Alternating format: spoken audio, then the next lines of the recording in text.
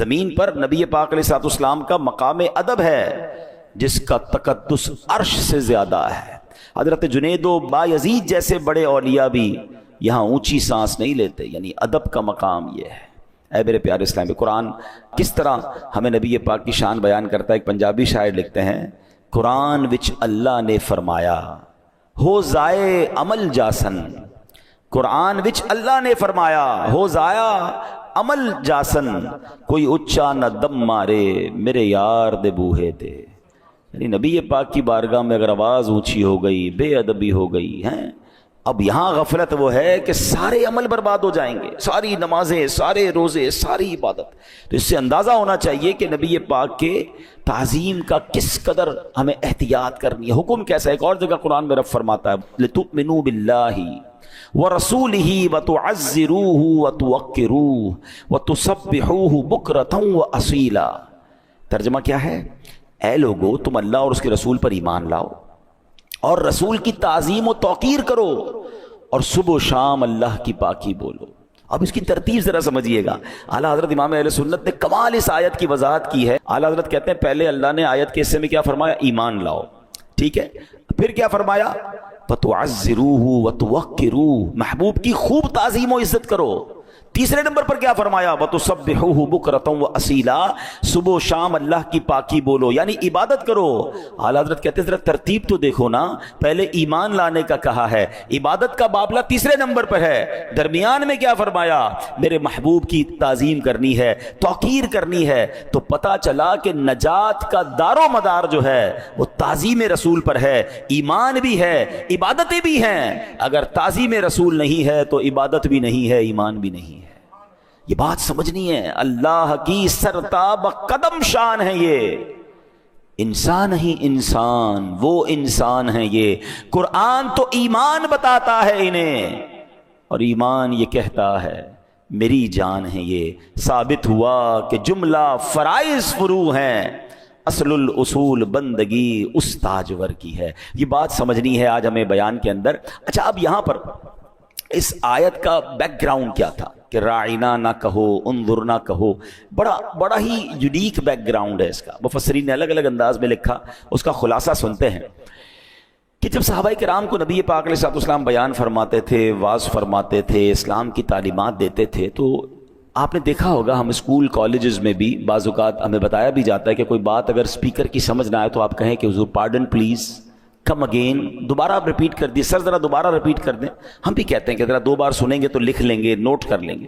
تو صحابہ کرام ایک جملہ کہا کرتے تھے، راعنا یا رسول اللہ صلی اللہ علیہ وسلم، یا رسول اللہ ہماری رعایت فرمائیے۔ بظاہر تو یہ بڑا پیارا لفظ ہے، رعایت فرمائیے۔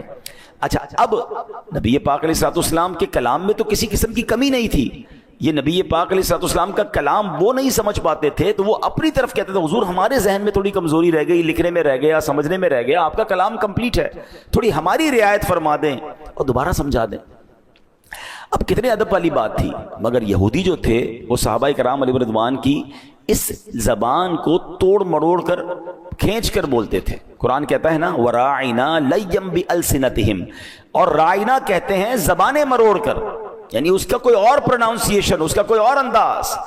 لفظ راہینا تو وہ بھی کہتے تھے مگر وہ اس کا پروناؤنسیشن چینج کر دیتے تھے، وہ کیا کہتے تھے؟ راعینا، یا لگا دیتے اور لمبا کر دیتے اس کو۔ تو راعی کا مطلب ہماری رعایت کیجئے، اور اگر راعی بنا دے کوئی تو اس کا مطلب بنتا ہے چرواہا، یعنی معاذ اللہ وہ بے ادبی کی نیت سے۔ اچھا، ہوتا یہ تھا کہ ایسا تو نہیں، اب تو ماشاءاللہ مسلمان ہی مسلمان ہیں، ہمارے علاقے میں مسلمان ہی رہتے ہیں، مگر اس زمانے میں کیا ہوتا تھا کہ نبی پاک جب صحابہ کو بیان کرتے تو یہودی بھی آ کے بیٹھ جاتے تھے، اور جب وہ صحابہ کہتے رائنا یا رسول اللہ تو وہ معاذ اللہ اس جملے کو بڑا کر کے غلط نیت سے کہتے تھے۔ اللہ اکبر! اب جب یہودی بدبخت وہ جملہ کہتے تو قرآن نے کیا حکم فرمایا؟ یا ایھا الذین آمنوا لا تقولوا راعینا۔ ایک صحابی آئے نبی پاک کی بارگاہ میں، کہتے ہیں ان کا دل بڑا افسردہ تھا، کہتے ہیں حضور یہ بدبخت جو ہے وہ یہودی بھی یہ جملہ کہہ کر آپ کی بے ادبی کرتے ہیں۔ اچھا، وہ ان یہودیوں کی زبان سمجھ گئے، انہوں نے کہا کہ اگر تم نے اب نبی پاک کے بارے میں جملہ کہا میں سر قلم کر دوں گا۔ تو یہودی کہتے ہیں ہم ہمیں کیوں کہہ رہے ہیں، مسلمان بھی تو کہتے ہیں۔ یعنی انہوں نے اس کے پیچھے چھپ کر معاذ اللہ وہ بدبختی کرنا چاہی. تو وہ صحابی افسردہ ہو کر نبی پاک کی بارگاہ میں آئے. اور اللہ اکبر، رب کو کب یہ گوارا ہے کہ جناب نبی پاک کی بارگاہ میں کوئی ایسا لفظ بھی بولا جائے جس کا کوئی غلط استعمال کر سکتا ہے. قرآن میں حکم آتا ہے، ایمان والوں سے کیا کہا جا رہا ہے؟ یا ایھا الذین آمنوا لا تقولوا راعنا، ایمان والو راعنا نہ کہو. اللہ اکبر. اب قرآن نے اس کا آلٹرنیٹ بھی دیا. کمال تو دیکھیں کہ میرے محبوب کی بارگاہ میں یہ لفظ نہیں کہنا. اچھا کیا کہنا ہے وہ بھی قرآن بتا رہا ہے. فرما وقولوا انظرنا، اور یوں عرض کرو کہ حضور ہم پر نظر رکھیں، حضور نظر رکھیں. اللہ اکبر. اور اب واسمعوا، اب آگے سنیں، ادب کا لحاظ دیکھیں، اور کیا خوبصورت طریقہ ہے قرآن کا. اور پہلے ہی بغور سنو نا، ہے نبی پاک کے دربار میں ہو تو غور سے سن لو. بار بار کیوں ریپیٹ کروانا ہے؟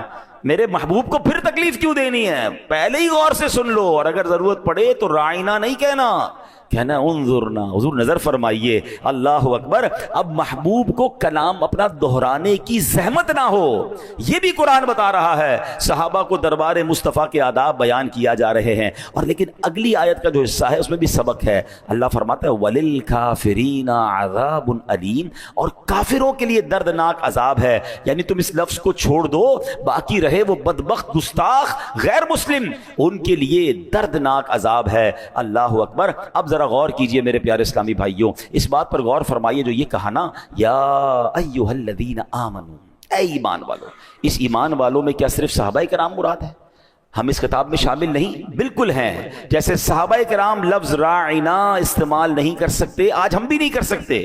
معلوم ہوا کہ یہ آیت کریمہ قیامت تک آنے والے اہل ایمان کے لیے ہے. اور قربان جائیے، اس آیت کریمہ میں حکم کیا دیا گیا؟ وَقُولُ انظُرْنَا، اور یوں عرض کرو حضور ہم پر نظر رکھیں. تو سبحان اللہ، ہمیں محبوب پاک کی بارگاہ میں عرض کرنے کا سلیقہ بھی قرآن نے سکھا دیا. اب سبحان اللہ وہ وظیفے کی طرف نظر دوڑائیں کہ جو ہم پڑھتے ہیں یا رسول اللہ انظر حالنا، یا حبیب اللہ اسمع قولنا، اننی فی بحر ہم مغرق خذ یدی ساحل لنا اشقالنا.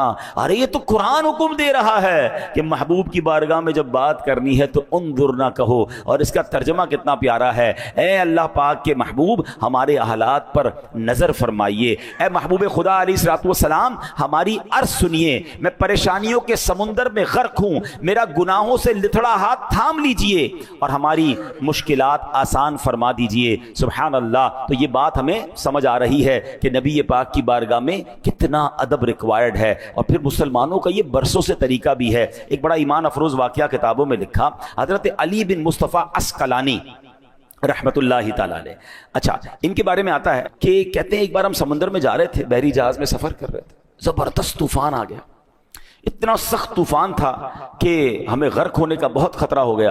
اب جب بحری جہاز کا اصول یہ کہ جب جہاز ڈوبنے لگتا ہے نا تو پھر اس کا بوجھ اتارا جاتا ہے تاکہ کسی طرح جہاز کا وزن ہلکا ہو جائے. تو لوگوں نے کیا کیا کہ جہاز ہچکولے لے رہا تھا، اپنا سامان اٹھا کر وہ سمندر میں پھینک رہے تھے.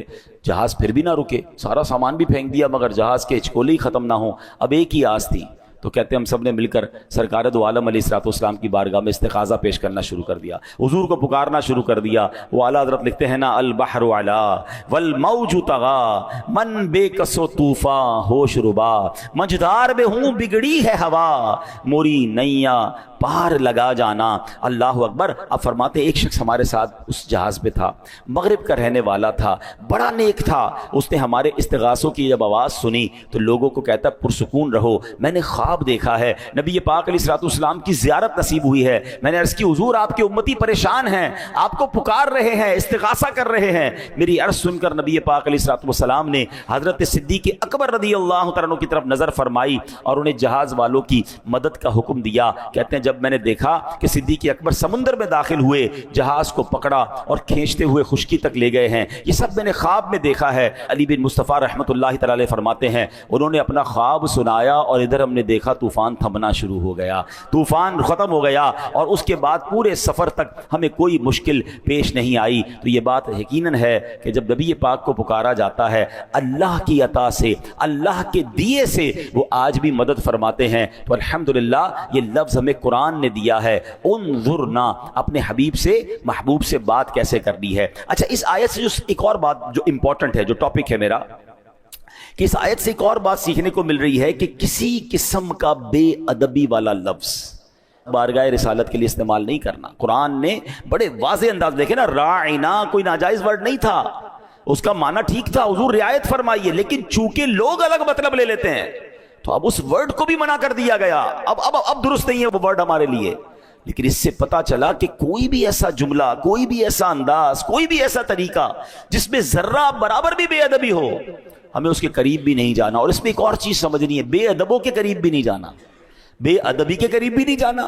کچھ لوگ بڑی بے باک گفتگو کرتے ہیں معاذ اللہ نبی پاک کے بارے میں، پیارے آقا کے تبرکات کے بارے میں، نبی پاک کی آل کے بارے میں، پیارے آقا کے صحابہ کے بارے میں، مدینہ منورہ کے بارے میں۔ نہیں، اگر ان کی زبان جارحانہ ہے، ان کا انداز برا ہے، وہ مخاطب صحیح نہیں کرتے ایسی مبارک چیزوں کو، ہمیں ان کے قریب نہیں بیٹھنا۔ ایک بات ہمیشہ یاد رکھیے گا، صحبت اثر لاتی ہے۔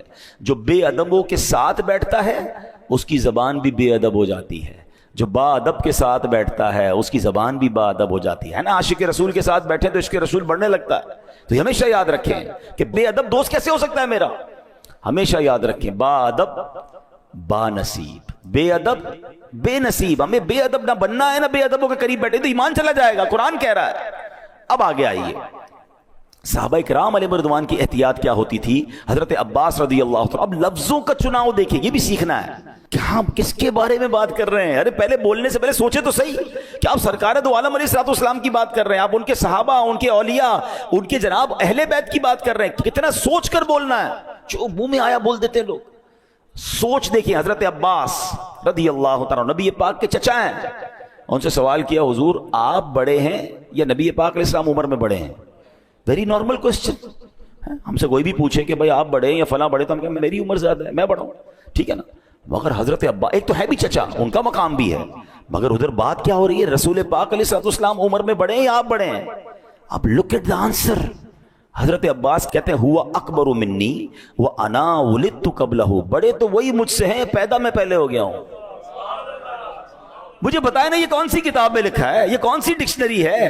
لوگ کہتے ہیں کبھی کوئی عشق کی بات کرے نا کہ یار آپ مدینے کے لیے ایسا لفظ استعمال کیسے کر رہے ہیں، یہ تو صحابہ نے نہیں کیا۔ مجھے بتائیں یہ کیسا جواب ہے؟ یہ عشق والا جواب ہے نا کہ بڑے وہی ہیں، پیدا میں پہلے ہو گیا ہوں۔ آئے ہائے، کیا مزے کو مزہ آ گیا نا جملہ سن کر۔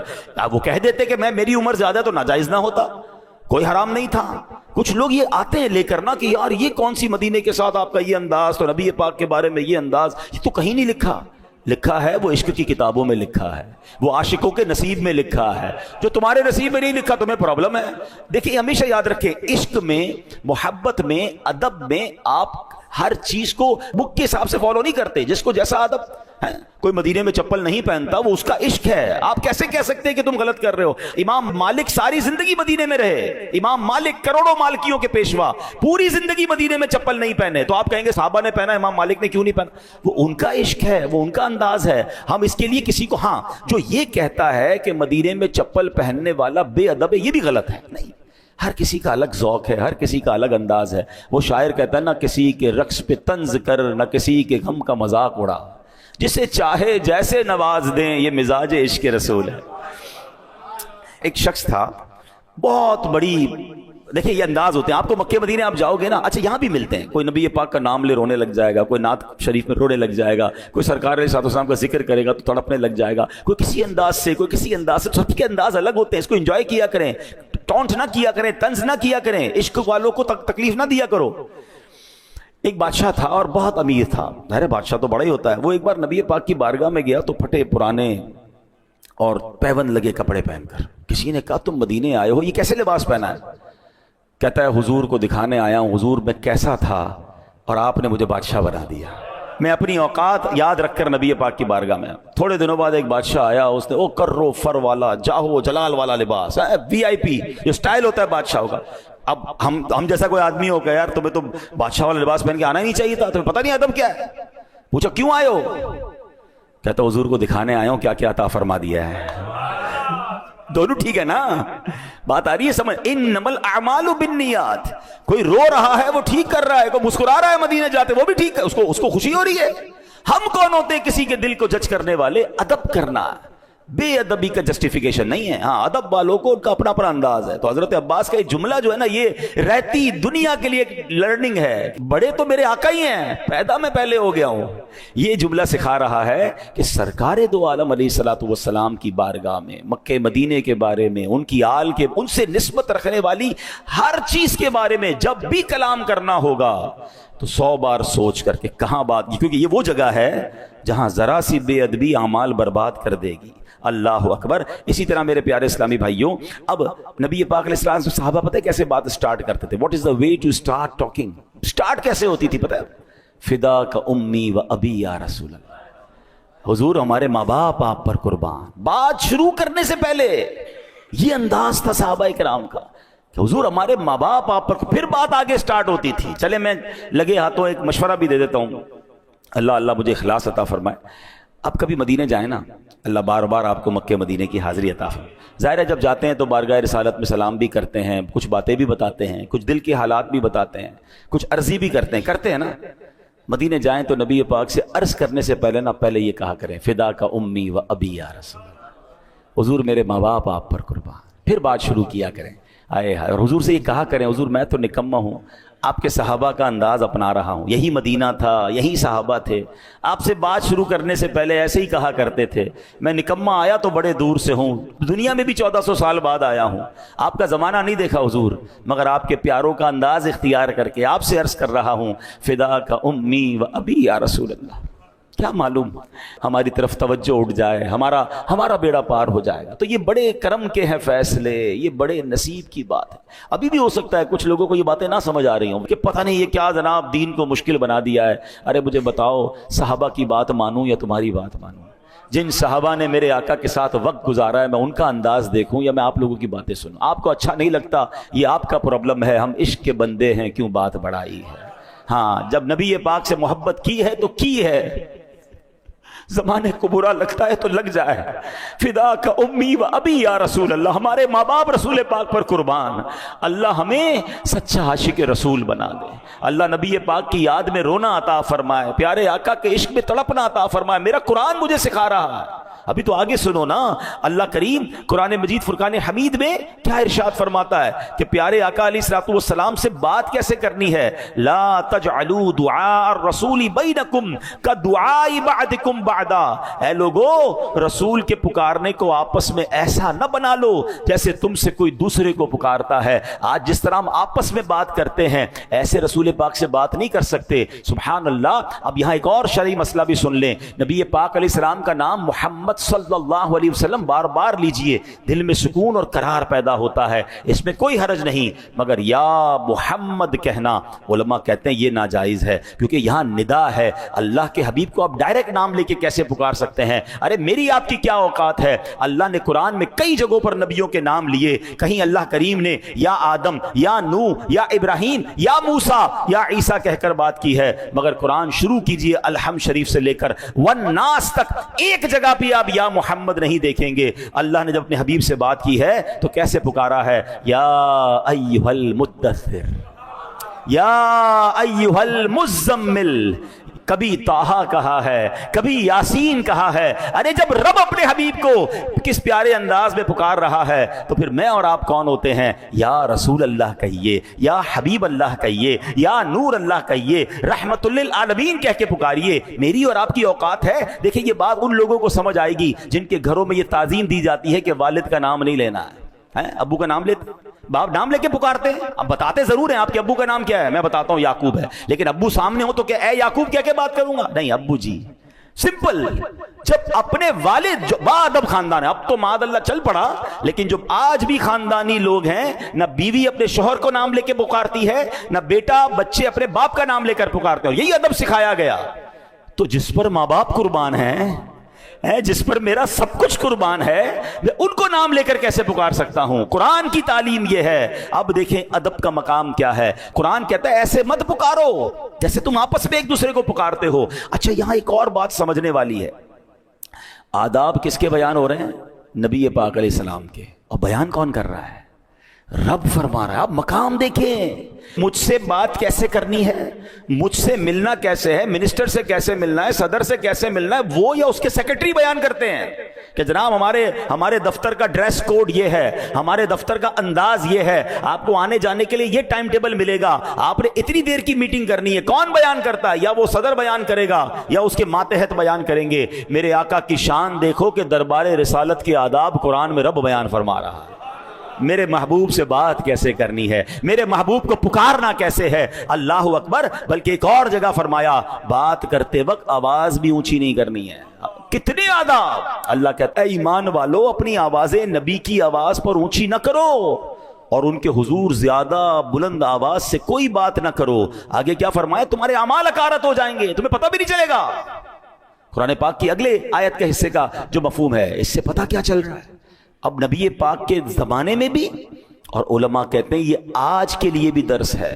اور صحابہ کرام نے جب یہ آیت سنی نا تو حضرت ابو بکر صدیق عرض کرتے ہیں یا رسول اللہ, اللہ کی قسم آئندہ میں آپ سے سرگوشی کی زبان میں بات کیا کروں گا. حضرت عمر تو اتنا آہستہ بولتے تھے کہ بار بار نبی پاک کو بعض اوقات کہنا پڑتا ہے عمر دوبارہ بولو. ڈر لگ گیا صحابہ کو ہمارے اعمال ہی برباد نہ ہو جائیں. دربار رسالت میں اپنی آوازوں کو اونچا نہیں کرنا. مشہور مفسر قرآن مفتی احمد یار خان نعیمی رحمت اللہ تعالی علیہ فرماتے ہیں کہ اب بھی حاجیوں کو حکم ہے کہ جب روضہ رسول پر حاضری نصیب ہو تو سلام بہت آہستہ کریں, کچھ دور کھڑے ہوں. بلکہ بعض علماء کرام نے تو حکم دیا ہے کہ جب حدیث کا درس ہو رہا ہو تو وہاں دوسرے لوگ بلند آواز سے نہ بولیں, اگرچہ بولنے والا کوئی اور ہے, کلام تو نبی پاک کا ہو رہا ہے نا. یعنی حضور کا کلام, حدیث بیان ہو رہی ہے, تب بھی آوازیں پست کر دے. آپ جو روضہ رسول پہ جا کے شور مچاتے ہیں, پلیز بڑے ادب کا مقام ہے. دربار رسالت میں جائیں, دور کھڑے رہیں, چپکنے کی کوشش نہ کریں جالیوں سے, اور با ادب سر جھکا کر ہے جو ایک ادب والا خاشعانہ انداز ہے, وہ انداز ہونا چاہیے. وہ مقام ہے جہاں آواز بلند کرنے کا منع فرمایا, اور فرمایا کہیں تمہارے اعمال ہی برباد نہ ہو جائے. اس سے اندازہ ہو رہا ہے کہ ادب کیا ہے میرے آقا علیہ الصلوۃ والسلام کا. اللہ کرے کہ ان قرآنی آیات کے ذریعے جو ہمیں سیکھنے کو مل رہا ہے. اچھا پھر ادب کی ضرورت نبی پاک علیہ الصلوۃ والسلام کے ساتھ تو ہمیں بالکل ادب کرنا ہے, بے انتہا کرنا ہے. مگر جس چیز سے نبی پاک کو نسبت ہو جائے, پیارے آقا کی وہ آل ہو, نبی پاک کا شہر ہو, ہیں میرے آقا کی گلیاں ہوں, میرے آقا علیہ الصلوۃ والسلام کے تبرکات ہوں, میرے آقا کے صحابہ ہوں, نبی پاک کی حدیث ہو, جس چیز کو پیارے آقا علیہ الصلوۃ والسلام سے نسبت ہو گئی, اب ذرہ برابر بھی, یعنی معاذ اللہ, علماء فرماتے ہیں اگر آج کوئی نبی پاک کے منہ مبارک کی بے ادبی کر لے وہ بھی اسلام سے خارج ہو جائے گا. یہ بڑا نازک معاملہ ہے. تو گستاخی, اللہ اکبر, تو بڑا لفظ ہے. بے ادبی, اور بے ادبی والا وہ لفظ بھی جس میں بے ادبی کا شائبہ ہو, اس کے بھی قریب نہیں جانا. اب آپ کہیں گے کب سب کہاں سے ملے گا؟ اس کا سمپل فارمولہ یہ ہے کہ ہم با ادب لوگوں کے ساتھ رہیں. پہلے چیک کر لیں کہ علماء کرام میں, مفتیان کرام میں, بیان کرنے والوں میں وہ کون لوگ ہیں کہ جب نبی پاک کا نام لیتے ہیں تو ادب سے سر جھکتا. آپ نے امیر اہل سنت کو دیکھا ہے؟ امیر اہل سنت دعوت اسلامی کے جو بانی ہیں, فاؤنڈر آف دعوت, جب وہ نبی پاک کا نام لیتے ہیں تو ہاتھ سینے پہ رکھ کے سر جھکاتے ہیں, محمد صلی اللہ علیہ وسلم. انداز ہی ایسا پیارا کہ بندہ نام نامی سن کے سرکار کے تصور میں گم ہو جائے. عشق والی بات ہے.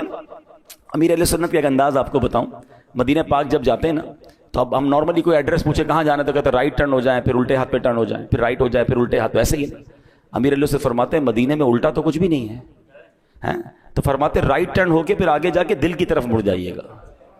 دل کدھر ہے؟ الٹے ہاتھ پہ ہی ہے نا. اب یہ لفظوں کی بات ہے, لیکن اگر ادب والا بندہ ہے کہ میں کیسے کہوں مدینے میں الٹی طرف مڑ جاؤ. الٹی مدینے میں تو ساری طرف سیدھی ہے نا, سیدھی سڑک یہ شہر شفاعت نگر کی ہے. اعلی حضرت کہتا ہے نا طیبہ میں مر کے ٹھنڈے چلے جاؤ آنکھیں بند, سیدھی سڑک یہ شہر شفاعت نگر کی ہے. اب یہاں ایک غلطی حاجی لوگ کرتے ہیں, عمرے پر جانے والے کرتے ہیں. یہاں بہت سارے ایسے ہیں جو بار بار جاتے ہیں, اللہ آپ کو بار بار حاضری عطا فرمائے. مدینے جانا کمال ہے, مکے جانا یہ بہت بڑی سعادت ہے. مگر ایک بات یاد رکھیے گا, جیسے جی چاہے جہاں میں گھوم پھر, جیسے جی چاہے جہاں میں گھوم پھر, پر یہ مدینہ ہے یہاں آہستہ چل.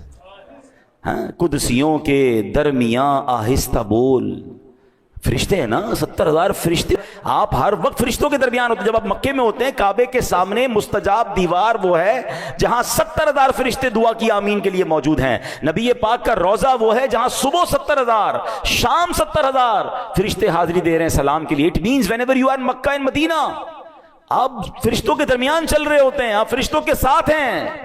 وہاں کیا انداز ہونا چاہیے. شاپنگ کب کرنا ہے، کون سے ہوٹل میں کھانا کھانا ہے، او بھائی آج کدھر جا رہے ہو، فلائٹ کب کی ہے. ہم نے حرم میں دیکھا کہ لوگ کعبے کے سامنے بیٹھ کر دنیاوی باتیں، فون پہ بزنس کی باتیں کہکے لگا رہے ہیں. ارے یار اس جگہ آئے ہو جہاں آنے کو لوگ رو رہے ہیں، تڑپ رہے ہیں، اس کے دیدار کو تڑس رہے ہیں، اور آج آپ کے سامنے کعبہ ہے اور آپ دنیاوی باتوں میں لگے ہوئے کھیل رہے ہوتے ہیں بچے. مدینہ شریف میں بھی یہ منظر دیکھے نہ کریں. اگر ادب نہیں کر سکتے تو تھوڑے دنوں کے لیے جائیں، کہیں ایسا نہ ہو سارا سفر بیکار ہو جائے. سنبھل کر پاؤں رکھنا زائروں شہر مدینہ میں، سنبھل کر پاؤں رکھنا زائروں شہر مدینہ میں، کہیں ایسا نہ ہو سارا سفر بیکار ہو جائے. اصل میں کچھ لوگوں نے گرانٹڈ لے لیا، ہمارے لیے تو مسئلہ ہی کوئی نہیں، ہر سال ہی جاتے ہیں، پوری فیملی بھی جاتی ہے، ٹکٹیں بھی بن جاتی ہیں، پیسے بھی ہیں. ہاں ایسا نہ ہو کہ جا تو رہے ہو مگر اگر وہاں کی قدر نہ کی. یاد رکھیں جس نعمت کی قدر نہیں کی جاتی نا وہ نعمت چھین لی جاتی ہے. ہاں اور اگر آپ مکہ مدینے جا رہے ہیں تو خدا کے واسطے ادب کریں، احتیاط کریں، وہاں عبادت کریں، ایک ایک لمحے کو کیش کریں. ہمیں نہیں پتا اگلی بار جا سکیں گے کہ نہیں جا سکیں گے. اپنے ہر حاضری کو زندگی کی آخری حاضری سمجھیں اور وہاں جا کر سبحان اللہ وہ دور یاد کریں جب صحابہ سرگوشیوں والے انداز میں بات کر رہے ہیں، جب صحابہ کرام نبی پاک کا ایسا ادب کر رہے ہیں کہ سر جھکا کر پیارے آقا کے فرامین سن رہے ہیں. مدینہ تو وہی ہے نا. بہت پہلے ایک بزرگ نے ایک بات کہی تھی جو ادھر جا کے لگ گئی. وہ کہتے ہیں کہ تمہیں پتہ ہے کہاں آئے ہو، 1450 سال پہلے آ جاتے تو صحابی بن جاتے. یہ ایسا جملہ میں نے سنا کہ جس کو کہتے ہیں نا رونگٹے کھڑے ہو جاتے ہیں. یہی تو ہوتا تھا. 1450 سال پہلے لوگ آتے تھے، ایمان قبول کر لیتے تھے یا ایمان والے ہی ہوتے تھے اور نبی پاک کا دیدار کرتے تھے، صحبت اٹھاتے تھے، ایمان پر خاتمہ ہوتا. صحابی کا مرتبہ، صحابی کا مرتبہ کیا ہے؟ دنیا کا کوئی ولی، کوئی کتب، کوئی ابدال کسی صحابی کے مرتبے کو نہیں پہنچ سکتا. اور صحابہ کو یہ شرف کیوں ملا؟ عبادت سے نہیں. ہاں یاد رکھیے گا ایک ہی وجہ ہے کہ دیدار مصطفیٰ کیا تھا، یا جلوہ مصطفیٰ یا نبی پاک کی صحبت اٹھائی. تو مدینے جا رہے ہو نا، یہ وہی مدینہ ہے جہاں 1450 سال پہلے کوئی آتا تھا تو صحابی بن جاتا تھا. مدینہ تو وہی ہے نا. آقا تو موجود ہیں، ٹھیک ہے ہم صحابی نہیں ہیں، بن بھی نہیں سکتے، مگر ان کی نگاہ عنایت تو لے سکتے ہیں. کس قدر مقدس جگہ ہے. تو جو حاجی اور عمرے پہ جانے والے غلطی کرتے ہیں بالخصوص وہ میں بیان کر دوں کہ اب جب وہاں جاتے ہیں نا، کیونکہ نارملی سفر ہوتا ہے. ایک بات یاد رکھیں، سفر کو عذاب کا ٹکڑا کہا گیا. سفر میں آپ 5 اسٹار 7 اسٹار ہوٹل بھی لے لیں تو نہ گھر جیسا کھانا ملے گا، نہ گھر جیسا آرام ملے گا، نہ گھر جیسی نیند ملے گی. اچھا وہاں رش بھی ہوتا ہے، گرمی بھی بعض اوقات ہوتی ہے، تھک بھی جاتے ہیں آپ، چڑچڑے بھی ہو جاتے ہیں. مگر وہاں کیا کہتے ہیں؟ یار مزہ نہیں آ رہا، کھانا اچھا نہیں ہے، یار رش بہت ہے، دل نہیں لگ رہا، یار یہاں کا نظام ٹھیک نہیں ہے. ایک بات بتاؤ، آپ کے گھر میں کوئی آئے اور آپ کی دعوت میں آ کر کہے یار کھانا اچھا نہیں ہے، آپ کے گھر میں مزہ نہیں آیا، آپ کے گھر میں ریسٹ میرا نہیں ہوا، بیڈ تو بڑا اچھا تھا مگر مجھے میرے گھر جیسی نیند نہیں آئی، سچ بتاؤ وہ مہمان آپ کو اچھا لگے گا؟ بتاؤ نا. اب مدینے جا کر ایسے کہو گے، مکے جا کر ایسے کہو گے، یہ کبھی مت کرنا، اس کی سزا ملتی ہے. ہاں اللہ اور اس کے رسول ناراض ہو گئے نا، ہم مارے جائیں گے. میں آپ کو صحیح بتا رہا ہوں، ہماری اوقات ہے کہ مکے مدینے جائیں. میں تو اپنی ایک امیجنیشن بتاتا ہوں، اللہ کرے آپ کو سمجھ آ جائے کہ بندہ اس تصور سے جائے کہ مجرم گیا ہے، معافی مانگنے گیا ہے، بخشوانے گیا ہے، ہاتھوں میں بیڑیاں ہیں اور کعبے کے سامنے کھڑا ہے کہ اللہ گناہ معاف کر دے. سرکار کی بارگاہ میں اس لیے گیا ہوں کہ حضور شفاعت کیجئے گا. آپ نے فرمایا جس نے میرے روضے کی زیارت کی اس پر میری شفاعت واجب ہو گئی. حضور بھکاری آیا ہے. اب مجھے ایک بات کا جواب دیجئے، کیا قیدی کے نخرے ہوتے ہیں؟ مجرم کے نخرے ہوتے ہیں؟ کبھی جیل میں جا کر وہ کہتا ہے جج صاحب جیل کا کھانا اچھا نہیں اور جناب مجھے سہولتیں نہیں مل رہی؟ وہ تو ایک ہی تمنا ہوتی ہے اس کی جج معاف کر دے، رہائی مل جائے. مکے مدینے جا کر شکوے کریں گے، مکے مدینے جا کر کیا معلوم یہ بے ادبی ہمیں مروا دے. راستے رک جاتے ہیں لوگوں کے مکے مدینے جانے کے. اے میرے پیارے اسلامی بھائی، پلیز آج کے بیان میں ایک بات یاد کر لیں، چاہے وہ شہر مصطفیٰ ہو، چاہے وہ شہر ولادت مصطفیٰ مکہ ہو، چاہے وہ نبی پاک کے تبرکات ہوں، چاہے وہ نبی پاک کی آل ہو، چاہے وہ میرے آقا کی حدیثیں ہوں، چاہے وہ نبی پاک علیہ الصلوۃ والسلام کی حیات طیبہ ہو، کسی معاملے میں بات کرنی ہے اول تو بات ہی نہ کرو اگر بولنا نہیں آتا. کچھ لوگ کہتے ہیں مجھے بولنا نہیں آتا، تو نہ کرو نا بات. اور اگر بولنا ہے تو 100 بار سوچ کر بولنا ہے، با ادب بولنا ہے. اللہ پاک مجھے اور آپ کو با ادب بنا دے، سچا عاشق رسول بنا دے. اور یہ ادب کہاں سے ملے گا؟ یہ ادب والوں کی صحبت میں ملے گا. تو عاشقان رسول علماء کو سنیں، عاشقان رسول علماء کی صحبت میں بیٹھیں، ان کے بیانات سنیں، ان کی باتیں سنیں گے تو انشاءاللہ آپ کی زبان پر بھی ادب والے، پیار والے، محبت والے، عشق والے جملے آ جائیں گے. اللہ کریم ہمیں سرکار علیہ الصلوۃ والسلام سے والہانہ اور سچی محبت عطا فرمائے. اعلیٰ حضرت امام اہل سنت کے شعر پر اپنے بیان کو ختم کرتا ہوں کہ جان ہے عشق مصطفیٰ روز فزوں کرے خدا، جان ہے عشق مصطفیٰ روز فزوں کرے خدا، جس کو ہو درد کا مزہ ناز دوا اٹھائے کیوں. اب یہ بات بڑی گہری ہے، ٹائم نہیں ہے، چلے ایک جملے میں اشارہ دے دیتا ہوں. عقل مند اس شعر کی خوبصورتی پکڑ لیں گے کہ درد میں مزہ نہیں ہوتا. ہاں جب مزہ ہو تو درد نہیں ہوتا، درد ہو تو مزہ نہیں ہوتا، ایسا ہی ہے نا. مگر اعلیٰ حضرت کہتے ہیں جس کو ہو درد کا مزہ، کیونکہ عشق رسول جب جس کو ہوتا ہے نا درد اس کو بھی ہوتا ہے. ہاں پیارے آقا کی یاد تڑپاتی ہے، مدینے کی یاد رلاتی ہے، درد ہے، مگر اللہ کی قسم اس درد میں مزہ بڑا ہے. یہ ایسا درد ہے کہ جس کی دوا نہیں چاہیے. درد ہو تو دوا لیتا ہے نا بندہ، دعا کرو یار یہ درد ختم ہو جائے، دوائی دے دو ڈاکٹر صاحب درد ختم کرو. نہیں، یہ درد بڑھنا چاہیے. جس کو ہو درد کا مزہ ناز دوا اٹھائے کیوں. اللہ کریم عمل کی توفیق عطا فرمائے.